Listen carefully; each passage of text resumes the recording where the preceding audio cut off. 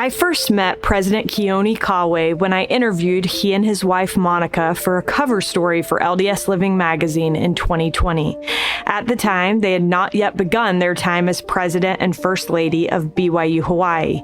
5 years later, they invited me to come to the campus of BYU-Hawaii to speak, and while there, I couldn't shake the thought that I wish all members of the church could visit the campus of BYU-Hawaii, as well as the Polynesian Cultural Center, to see the light in the students' eyes and to learn more about what makes that campus so special. So, as much as I wish we could all take a Hawaiian vacation together, my hope is that today's episode will bring a small piece of Hawaii to you. President John S.K. Kauwe III is the 11th president of Brigham Young University, Hawaii. Prior to assuming the presidency in July 2020, he was a chair of the biology department and dean of graduate studies at BYU in Provo. He earned his bachelor's degree in molecular biology and a master's in population genetics from BYU.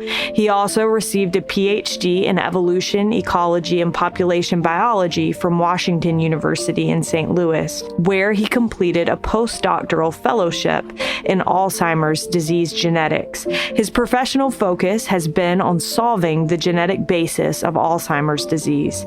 President Kauwe is of Hawaiian, Chinese, Portuguese, Maori, and Northern European ancestry. He is the fourth great-grandson of Kaliohano, one of the first converts to the Church of Jesus Christ of Latter-day Saints in Hawaii. President Kauwe and his wife Monica are the parents of 5 children.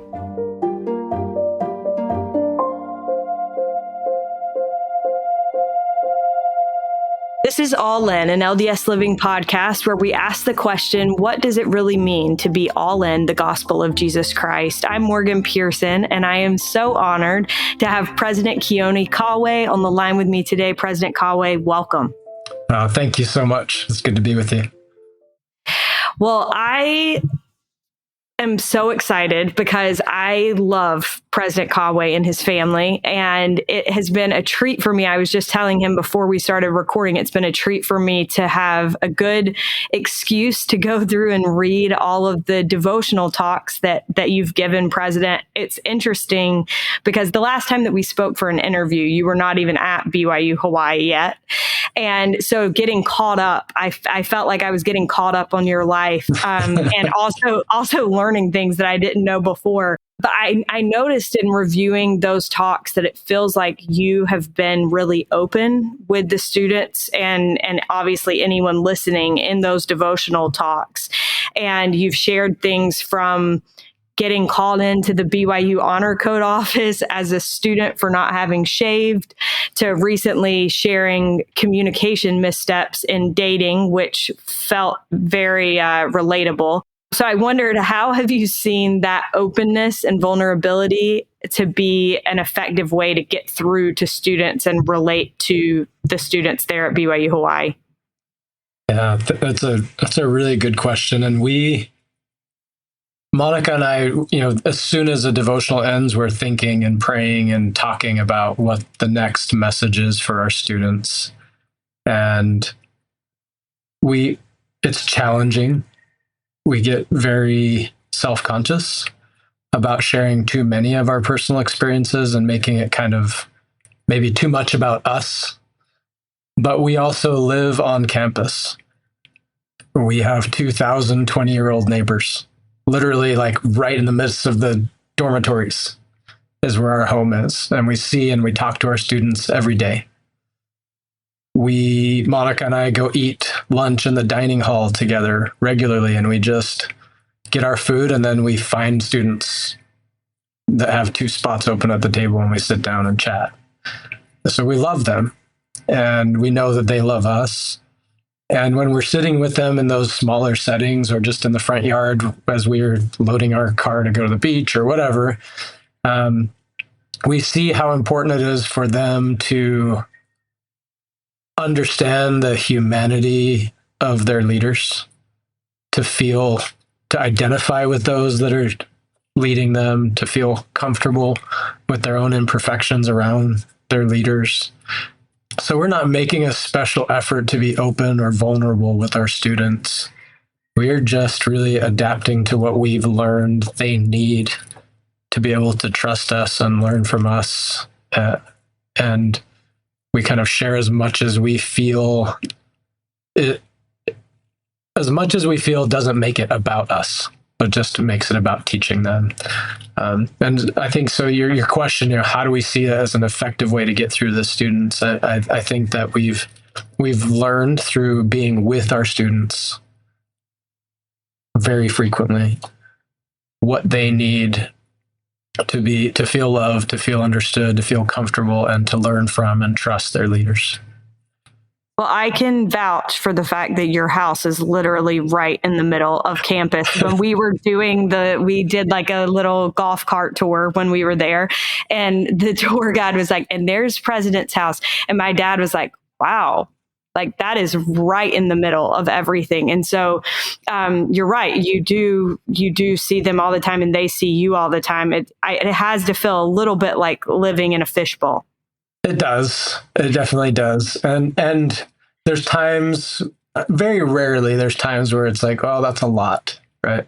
Yeah. For the most part, it works really well. The students are very respectful of our space and our time, but it does give us a chance. Like if I walk out the front door to throw the football with my boys, I'm going to see 70 students in 20 minutes. Right. And it's interesting, this just reminded me, when Monica and I were asked to fulfill this role, we sat with the whole first presidency. And President Nelson gave us the invitation, and then he talked to us, specifically Monica, quite a bit, and said, the students need to look to you as an example of a Christ-centered family. And I remember saying to him something along the lines of, it's hard to remember what happened in that meeting. It's kind of like deer in the headlights. But whether we thought it ourselves, maybe Monica and I just talked about it afterwards, is that, we are so far from perfect, but we want our students to understand that we have love in our family, that we have joy that comes from living the gospel of Jesus Christ, and that we are an example of a family that tries hard. And I think that living right there with our students and knowing what's on their minds because of that, and sharing with some openness the experiences of our lives and the experiences in our family, has really helped us connect with our students better. And it's brought us a lot of joy, and it helps us be introspective about what we need to adjust and do differently to be better parents and better spouses to each other, and better fulfill our responsibility to be an example of a Christ-centered family. Well, oddly enough, I think not being perfect is an important element of a Christ-centered family. Absolutely. And I think that that's one of the things I always say about my mission, is that I think one of the most unique things about being a missionary is the number of people's homes you get to be in, the number of families you get to be around, and getting that glimpse of Christ-centered families does make a huge difference. It gives you something to aim for, and especially for people that didn't grow up in those kind of homes. And so I admire you all for taking that on. There were some things, President Kauwe, as I went through devotionals that you mentioned, and some of them were slipped in so subtly that it was almost like you were not trying to draw attention to it, but I was like, hang on a second. So the first one of those is, you said you were 16 when you started school at BYU. Is that right? Yeah. And how did that happen? Right. Doogie Howser over here. Yeah. So the short version of it was not by design. My parents are both incredibly intelligent people who did not complete college and were not, they weren't driving me to be some academic prodigy or anything like that. But I'll give you the short version. I went to Waterford in Utah when it was funded by YCAT Systems, an educational software company, and it was free. It was in Provo, Utah, and it was free. You tested in. And so I tested into the school, and I went to that school for kindergarten, first and second grade. And Then they started charging tuition, which disqualified my family from attending Waterford schools. And I moved to a public school in Utah, and I went to the first week of third grade and came home and told my parents, like, I've done everything we're going to do for the entire year. And all my friends were in fourth grade anyway. And I don't know, there was some battery of tests that I had to do, and I went through all of that, and then they let me go to fourth grade instead of third grade. So that was 1 year. And then I moved back and forth between Utah and Hawaii fairly often throughout my kind of teenage, all the way up to my teenage years.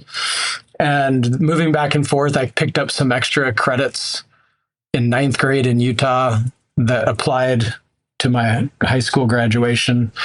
And so when I got to be a junior at Molokai High School, the principal called me into the office and she said, "Hey, there's no classes left for you to take. And we looked at your transcripts and you can graduate this year if you want. So go talk to your parents and see what you want to do." So this was like December. I was 15 years old. And my parents said, "Well, we can't afford to send you to college. So apply for a bunch of scholarships and take the ACT and the SAT. And if you get enough money to go to college, you can go to college. And if not, you need to stay here another year and do better on your tests or something and get more scholarship money because it's not going to work." So I took all the tests, applied to all the schools, applied to every scholarship I could find, I got to BYU. I got into BYU and a few other universities. And BYU gave me a tuition scholarship, and I got a few other little scholarships and pieced together enough money to start school. So I went in and told the principal, like, "Yeah, I'll go ahead. I'll graduate this year." So I was, 50, I just turned 16. My birthday is April 10th. So I just turned 16, graduated from high school, went to BYU that fall. And then I basically said, I want to go on my mission when I turned 19, which was the age, the minimum age for a missionary at that point. And I had 3 years left. I might as well finish. So then I went to school year round, 18 to 20 credits a semester at BYU, and finished that in 3 years. And I actually got my mission call.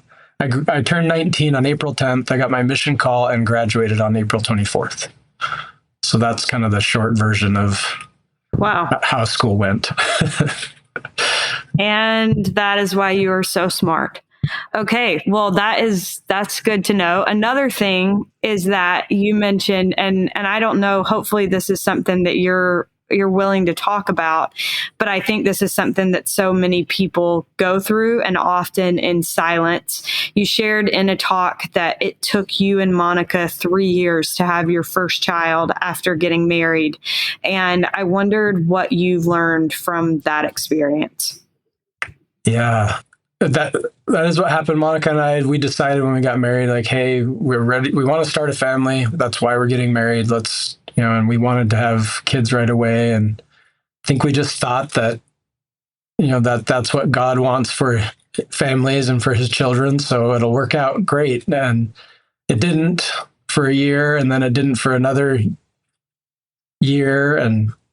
And we were living in St. Louis, Missouri, in a beautiful ward, the Lindell ward. We still love it. And many young couples, Washington University and St. Louis University, all the graduate programs, medical school, law school, business school, just filled with young LDS couples, just strong people that seemed like they were all having a baby every month. And it was really tough. It was a hard time for us to feel like that's something we desired, and it just wasn't happening. So one thing that we learned right away is that when you leave things in God's hands and his timing, you often have expectations for what that means. And you're not always right. And you have to be patient and take things at his time. We ended up working hard, saving every penny we could and spending money on fertility assessments and fertility treatments. And eventually, after spending lots of money that we didn't really have to spend, we're able to get pregnant with, Monica's able to get pregnant with Sai. and we had our little boy, and we were off and running. It always, from that point on, it took us a long time to have each child, longer than maybe the normal, but we were grateful that it worked out after that. So a couple of things we learned from that experience, right? God's timeline, it's not always our timeline, but it is always wise, right? His plan for us, his timeline for us is the right one. And it prepares us for the future that he anticipates for us, for the stewardship, the service that he has in store for us. And we experienced that with this. While we were not having children of our own, which would have occupied every moment of our time and all of our attention, we spent a lot of time with some youth in the Lindell ward that didn't have wonderful support from their parents, and sometimes didn't have parents. We spent a lot of time with them. They were in our home all the time. Weeknights, we'd take them to young men's and young women's activities. On weekends, we'd pick them up on Saturday and take them to the Bush Memorial Wildlife Area and go fishing. And we would take them to church and bring them to our house after church and teach them to play card games and have dinner together. And we really, I'm sorry, I'm getting emotional. We poured a lot of our emotions and our pain into supporting those kids and being part of their lives. And we learned so much. We matured so much. We learned so much about the world and others and service that we never would have learned if we'd been blessed with a child sooner in our lives. At this point, Monica and I look back at that time and we're so grateful that our Heavenly Father didn't give us what we wanted, that He gave us an opportunity. And I feel like we used it well. I think that we used that time well, and we became much deeper, better disciples of Christ and better people because of that time that we had not getting what we wanted. So I guess that's the best answer I have for you there.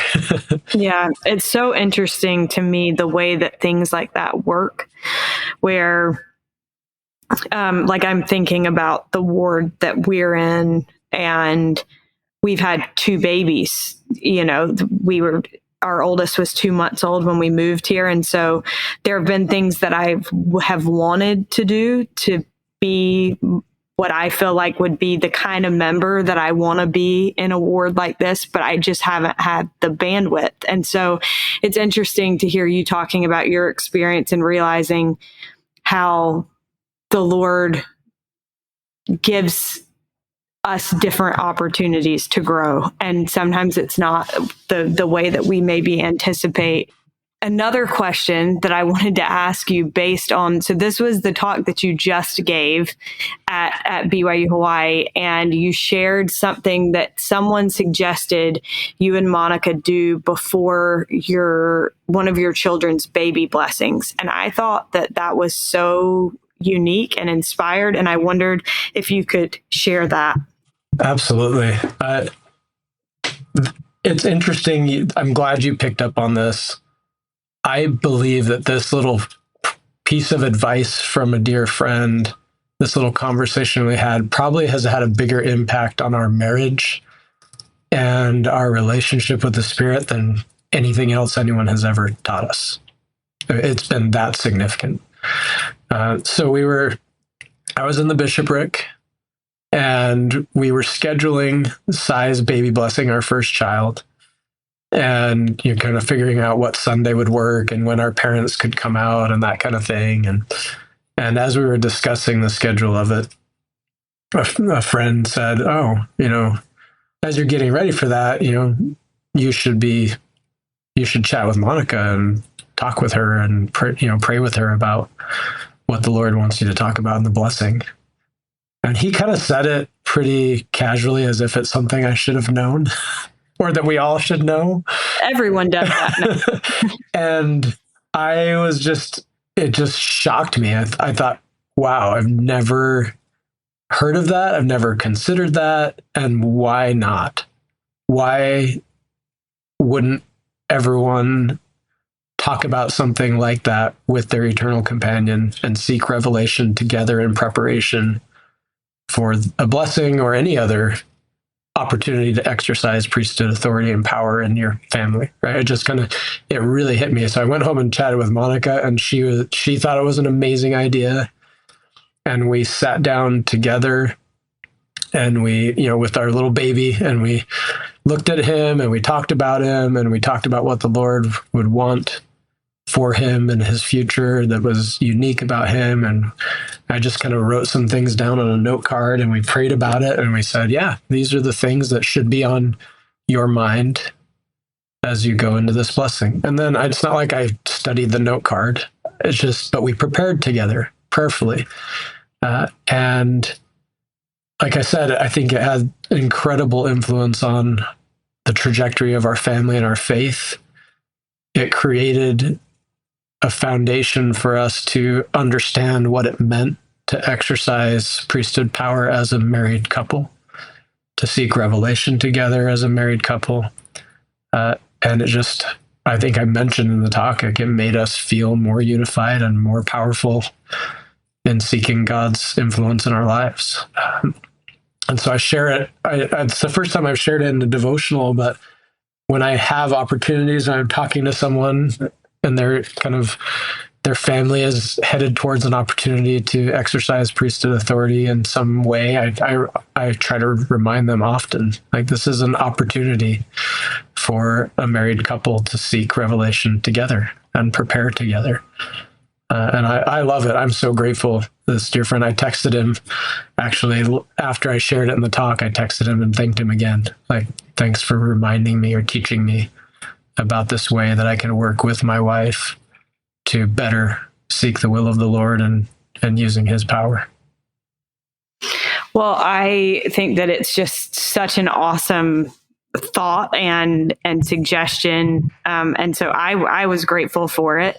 And now that we've given people, President, a little bit of an insight into you and your family, I want to talk a little bit about BYU-Hawaii. And as I was preparing for this interview, I started to wonder how many people listening are familiar with the unique nature of BYU-Hawaii, specifically its focus on Asia and the Pacific. So can you tell listeners a little bit about those focus areas for the university and why that's so significant, especially right now? Absolutely. So BYU-Hawaii is a very small university, at least in the church educational system, right? We have less than 3,000 students on campus right now. And the purpose of the university has been very clear from the beginning. President David O. McKay founded the university, and he made it very clear that the goal was to build leaders for Asia and the Pacific. In today's world, we have a board of trustees that's headed by President Nelson, President Eyring, and President Oakes, and several other members of the Quorum of the 12 and other auxiliary leaders are on our board of trustees. And the direction of BYU-Hawaii is to serve the Asia North, Pacific, and Philippines areas of the church. So we're trying to bring students to BYU-Hawaii who will live and lead in those areas of the church and bless the lives of those members in those areas and bless the lives of those communities and build those countries and the kingdom of God in those countries. So that's kind of the main, the focus of the university is to prepare people to do that. Okay. So another thing that I wonder if people know about, I will be honest, before I visited the PCC, the Polynesian Cultural Center, for the first time a few years ago, I really did not know what to expect, but it is incredible. When I'm trying to describe it to people, I say it's like an amusement park without rides, except for there is the canoe ride, which I do enjoy. But one thing that I think makes it so special is that there is this student involvement and seeing the students, the way that they kind of run the PCC and the pride they take in representing both their culture, where they're from, and their families, I just think it's really inspiring and so unique, I think, especially in that generation. But I learned more when we were in Hawaii for my devotional talk. I learned more about the iWork program, which I didn't know the first time I went to the PCC. So I wondered if you could share a little bit about that and how it allows students to get an education without graduating with debt. Absolutely. So the Polynesian Cultural Center is a spectacular experience. It's a wonderful place. And the vast majority of the employees there are BYU-Hawaii students. And in fact, the Polynesian Cultural Center was founded specifically to create a venue for BYU-Hawaii students to earn money to help support their education. We just talked about the Asia North, Pacific, and Philippines areas of the church that we're asked to serve. Many of the students from those parts of the world can't afford it to fly to Hawaii and pay tuition and housing and food and just have an education, right? And the way federal visas work, in order to come, a student would have to demonstrate that they have the full capacity to pay for their entire schooling on their own, or they have to demonstrate that they have sponsorship from the school to attend. And so that's where this iWork program comes together. We have a work study model where a student participates in funding their own education by working at the Polynesian Cultural Center or on campus at BYU-Hawaii. And they work for up to 19 hours a week based on federal limits and regulations. And then a portion of their income is contributed to pay back a portion of their tuition, right? To pay for a portion of their tuition. And then the church, BYU-Hawaii donors, we support the additional costs of their tuition, their health insurance, their housing, and their food. So a student can come from those 4 areas of the church and work 19 hours a week at the Polynesian Cultural Center and graduate 4 years later with no debt, having worked hard to participate in funding their education, but also been blessed by the faith and consecrated living of all the members of the church, and there through that build a foundation to live and lead in Asia and the Pacific and grow their communities and their families and the church. It's a beautiful, beautiful model. I feel spoiled to lead a university that is based on that model of creating access to education for people and also doing it in a way that encourages their confidence and their self-reliance, right? Where they're working and they're contributing and they're participating in that effort. Well, I think one thing that it creates is this very unique environment in which students are so invested in their opportunity to learn. And it's kind of like, you're not going to throw away your shot because this is your opportunity. And so when I was there, we were able to have lunch present with 8 students, many of whom were from the Philippines and all of whom had an interest in journalism. And I was struck by how seriously they seem to take their education. And so I wondered, what have you observed in terms of how having this like ownership stake in their education makes students take it more seriously? Yeah, I'll tell you just a brief story to answer that question. When I started here at BYU-Hawaii, it was COVID, everything was remote. I asked our faculty just to each give me 3 words that describe our students, just to kick it off, right? Just in preparation for my first meeting with all the faculty, and put together a little word cloud, and just thought it would be an interesting way to start things off. And the top 3 words to describe the way our faculty described our students, and think about the state of higher education around the United States. And the top 3 words were grateful, humble, and determined. And, the model of this university, its mission, the work study approach to helping people fund their education, it creates a recognition from our students, right? A gratitude that they are being supported by faithful, consecrated members of the church all over the world. They also recognize that the purpose of their education is to empower them to lead and serve their families and their communities. And they recognize, because there's people in their home countries that are working and praying for a chance to come to BYU-Hawaii and have the same experience. So they recognize that they have a rare opportunity, one that others desire, and one that comes with significant responsibility and stewardship. And it's just beautiful. They understand that because of this model. And then just to think about the way their faculty recognize that in them: grateful, humble, determined. I think about, wow, if I could have people describe me as grateful, humble, and determined, those are three beautiful words. So yeah, it's an incredible model. It's an incredible university. And when you come on our campus or you visit the Polynesian Cultural Center, you experience interactions with students who understand that about their education and who show that in the way that they live their lives. I think it's important, President.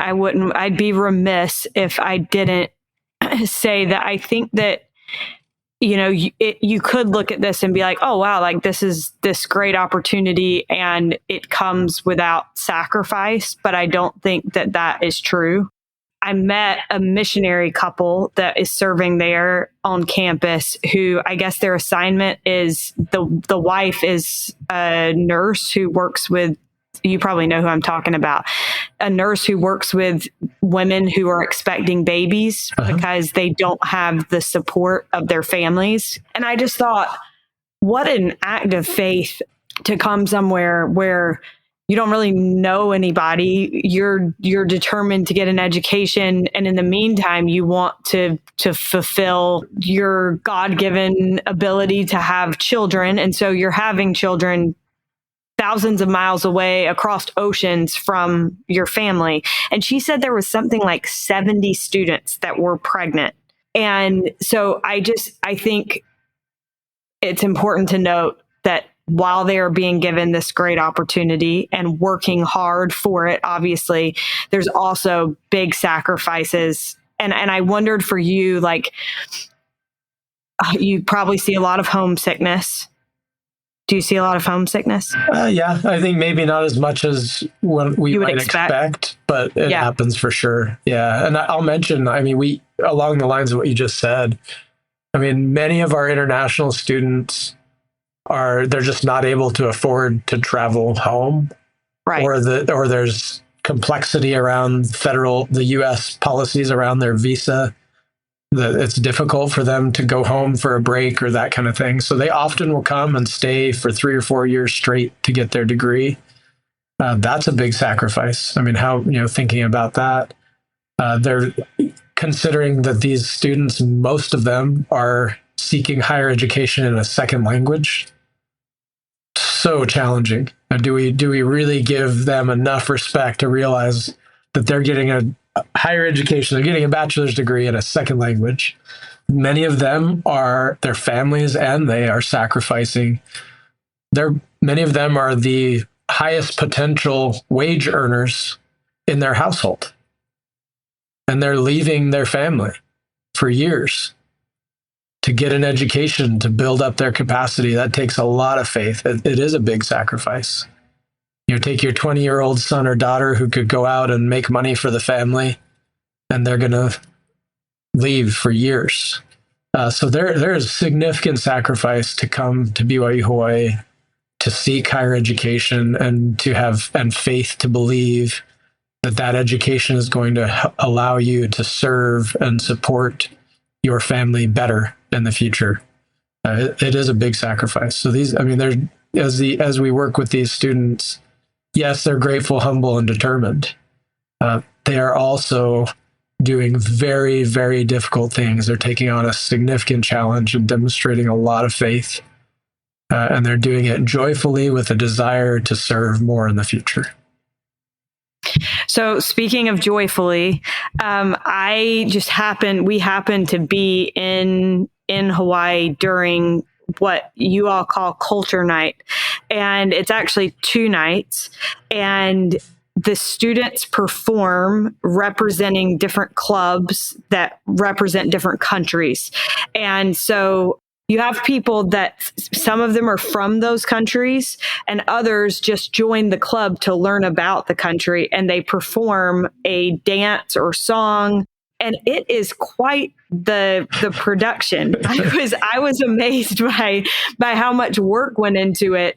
And I think, though, the thing that struck me the most was the light in the students' eyes and the way that they got into these performances, and that it was totally clean entertainment, and they were excited and enthusiastic about it. And I think that is so rare. And it reminds me of the story about BYU Jerusalem Center, where it was like, well, what are you going to do about the light in their eyes? And I think that it would be difficult for someone to go to the Polynesian Cultural Center or to visit BYU-Hawaii and not be touched by the light in these students' eyes. So can you tell listeners a little bit about Culture Night or any other on-campus events that you think are particularly special and unique? Absolutely. So, other universities have athletics, and that's kind of where they build their culture and gathering and enthusiasm around in many cases. For us, we have really 2 marquee events. We have Culture Night, which is in our spring, March usually. And then we have Food Fest, which is in November. So Morgan, you're going to have to make another trip out in November. I heard about that, and I was like, I think I'm here in the wrong time of year. Just kidding. Yeah. So they both have the same concept, where the student clubs that are often around individual countries, but they're not restricted that way, right? Everybody's just joins whichever club they want to. The clubs take charge and they develop for Culture Night an individual performance that could be ancient culture, it could be contemporary culture, but it's something that showcases something that they feel is unique and fun about their country and their culture. It's usually about just over 20 clubs will perform over 2 nights. And my favorite part about this is that they do it for each other, not for anyone else. So just a kind of a funny anecdote. We had a visitor here at the university that wanted to come to Culture Night. And I said, great, it starts at 9 p.m. It'll be over around 12:30. And they're like, what? Why is it, that is so late? Like, why would you guys do it that late? And I said, yeah, I know, it's way too late for me too. It like starts at my bedtime. But guess what? They're not doing it for me, and they're not doing it for you, and they're not doing it for the internet. Our students are doing this for each other. They're putting this performance on so that they can teach each other their culture, so that they can perform it for each other. And it is really a celebration of cross-cultural learning and love, period. Like, that's what it's for the students. And I love that about it. I don't love being up till midnight or 1 o'clock in the morning for Culture Night, but they do, and it's amazing, right? So it makes me think about President Marion G. Romney when he dedicated one of our buildings early in the university's life. He referred to BYU-Hawaii as a living laboratory. And he said that with respect to basically how the world will find unity with all of the different diversity of culture and thought and with all of that, right? And President McKay, he prophesied that BYU-Hawaii would be an example to the world of peace, of intercultural peace through the gospel of Jesus Christ. And Culture Night and Food Fest, which is essentially the same thing, except for it's street food all night that you can go buy. And both of those events are opportunities for us to demonstrate to the world how you can celebrate diversity in ways that kind of enhance our love and respect for each other and the unity that we have, and also show how how using the gospel of Jesus Christ as our core, as our center, makes that possible. So I think that's what Culture Night is about, and it is so much fun. This last one, we actually had Elder Gong came to some of Culture Night, which was fantastic. We appreciated him having that experience. It's really fun. And I would just add, BYU-Hawaii we're not a perfect example yet of the unity that we want to create. We're taking it head on, right? We have, I think, arguably the most diverse campus in the United States and maybe in the world. And our goal is to preserve culture, celebrate culture, share culture, while also being unified. And that's a lofty goal, right? But we're making a lot of progress. And I think Culture Night is one example of how we are demonstrating to the world how you can celebrate diversity in a way that creates unity, not division. Beautifully said. Correct me if I'm wrong, President, but doesn't the money that is earned from Food Fest go toward Culture Night? Yes, that's correct. Which I also think is very cool. That's awesome. I want to come back to something that you said about the living laboratory. You are somebody that has spent a lot of time in a laboratory, so I can see how that quote would resonate particularly with you. As I was reading your talks, I was thinking about how it's interesting to me that you mention in multiple talks the idea of consecration. And I thought about your success at BYU as a professor and as a researcher of Alzheimer's research, and how much you and your family had to give up to come to BYU-Hawaii. In addition to what you've given up in terms of a career, you've also been asked to give a lot, which it brought me back to when I interviewed you and Monica shortly after you received this assignment. Monica talked about how she does not enjoy public speaking. And now she's given like 10 university devotionals and has done such a beautiful job. So I wondered, what have you all learned personally about consecration from this experience? Yeah, I mean, just thinking about Monica, you mentioned that time that when you interviewed us. I remember, I think we were sitting on our bed, and you were asking her questions. And she was just looking at me with this look on her face like, what did I sign up for?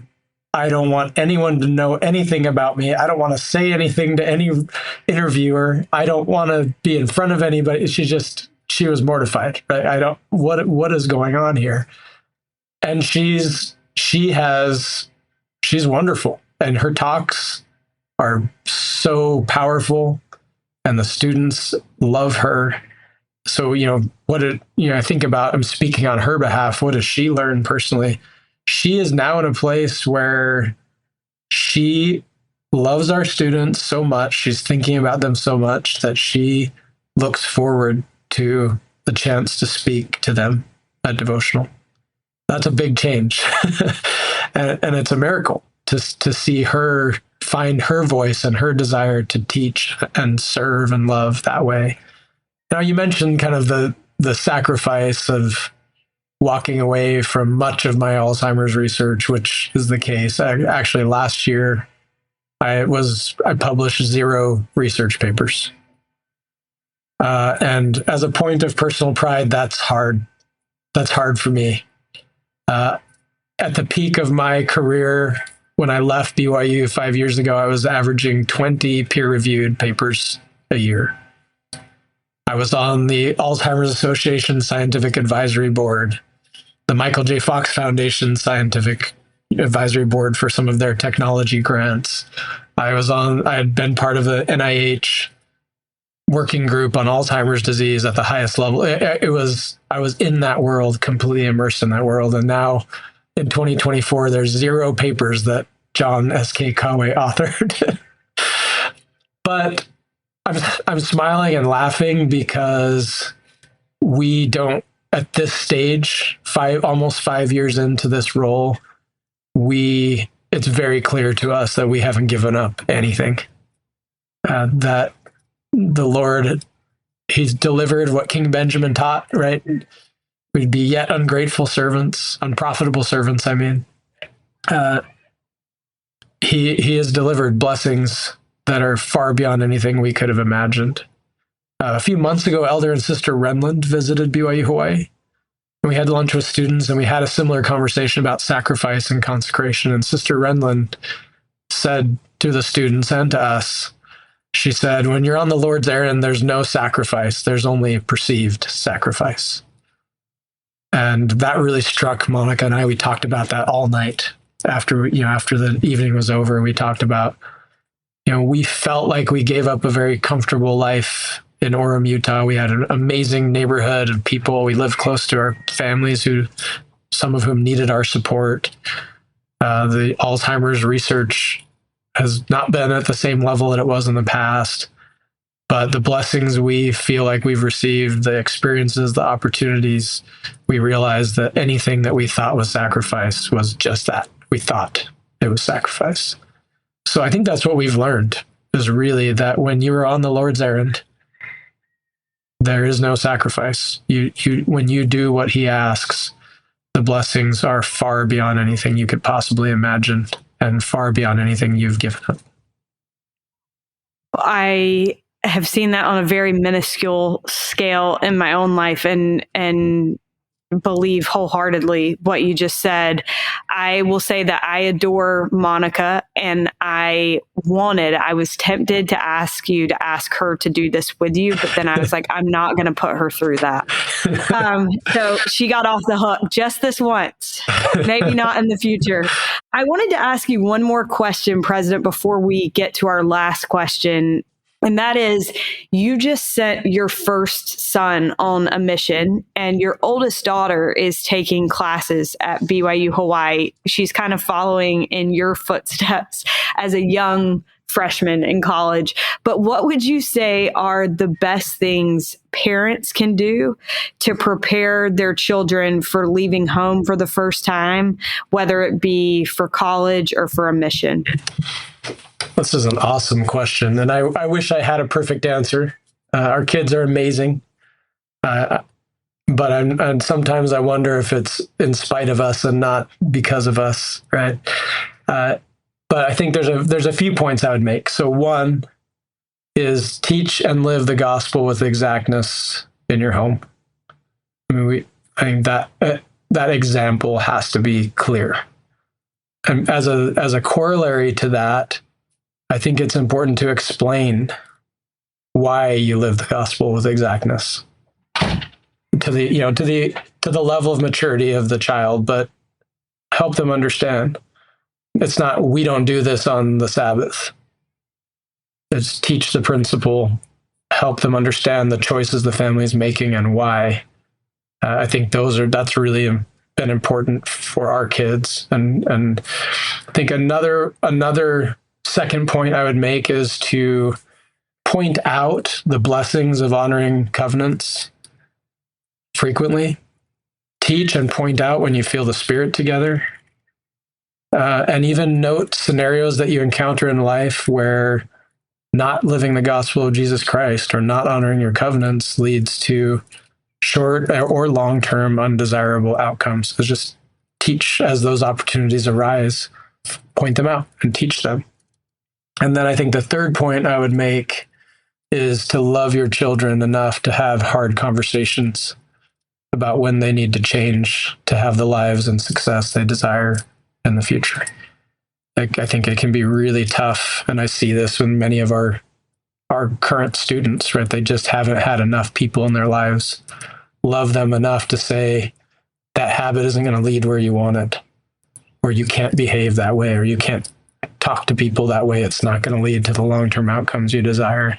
So I feel like those are three key points that we've tried to do in our home that I think have really blessed our kids' lives. And, I think many people go through on their missions a few months or weeks in where they suddenly realize that their parents were pretty good and did teach them some good things. And Sai has done that. Sai has reached out shortly after he was in the Auckland MTC for, the 3 weeks, I believe. And he reached out about 2 weeks in and was like, the experiences we had in our family, the things you taught me about, the hard conversations we had, it's prepared me better for what I'm doing. And I see why it was important. And I see why you had those conversations with me. And I think it's really, really valuable. I would want to qualify all of this. I'm sorry, I'm talking way too long. No, you're great. You're great. I have a family that I'm very close friends with. This is just a qualifier, and you may or may not use this, but I'm just prompted to share it.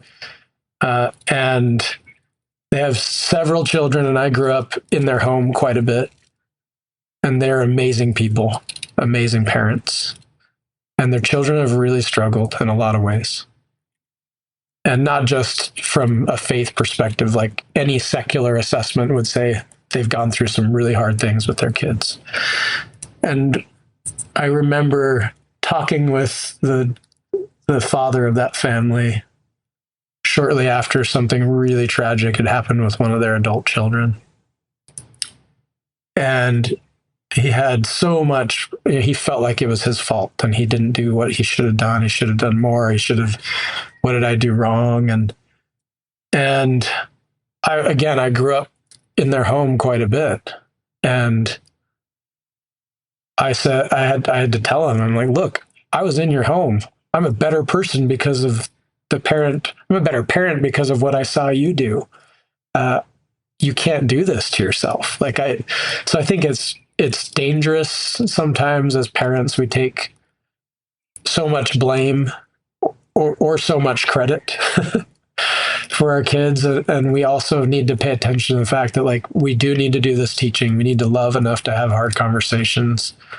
But we also need to, as our children get older, we need to step back and understand that they're making some of their own choices and that we can't take all the credit or all the blame for how things turn out. We just have to love them and know that we did our best to teach them through our example. So again, you may or may not use that rambling, but that's something that's really important to me. No, I think that is so important. We actually just had a conversation in our home last night where I was talking about how I think faith is not something that is transferable, that you can teach people to have a knowledge of Jesus Christ. But having faith in Jesus Christ is something that has to be developed through one's own desire and experience. And I think that's the thing that's so hard as a parent. I've watched it with my own parents, and you care so deeply about your kids. And when the gospel is so important to you, you want the gospel, you want your kids to have the gospel, the blessings of the gospel in their lives. But I think to your point, you do the best you can and then recognize that adult children especially have agency. And I think that's an important qualifier to include. So I'm glad that you said that. Yeah. Do you have anything else to add on that? If so, what you said I think it gets me back to that second point I made, where it's the way you can't teach faith, but you can encourage your children to see the fruits of faithful living. You can encourage your children to want to test the Lord, right? To want to see if he will deliver on his promises. And that just came to my mind as you were talking. I was like, that's the important part about teaching is, can you encourage your children to recognize the fruits of faith and to have a desire to test those things themselves? Yeah, to experiment upon the word. President, this has been it's been so fun to talk to you and to learn more about your experiences. My last question for you is, what does it mean to you to be all in the gospel of Jesus Christ? Yeah, and this is one of the questions you sent ahead of time that I actually kind of thought about, because I thought, wow, I'm not sure I have a profound answer to this. I love the idea. The first time I heard of your podcast, the idea of just using that phrase was so cool. I love it. And I do consider myself all in. And this question makes me reflect on, like, what does that mean? And I've stayed away from surfing analogies, but now you're going to get one. So bring it on. Yeah. So, I grew up in the ocean, but I took up surfing when I moved back here to BYU-Hawaii as president. And that's been my way of exercising and often even spending time with the students. But learning how to surf in your 40s is challenging. Learning how to do anything new athletic in your 40s is challenging. You'll find that out at some point in the future.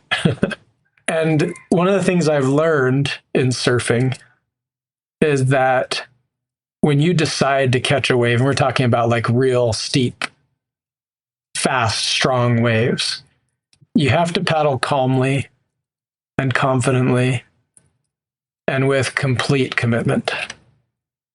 And to a sense of, like, if you're not all in on catching that wave, it is not going to happen, and you're never going to have the full experience of surfing a real wave at real speed and the exhilaration and the excitement and the joy that comes from doing that.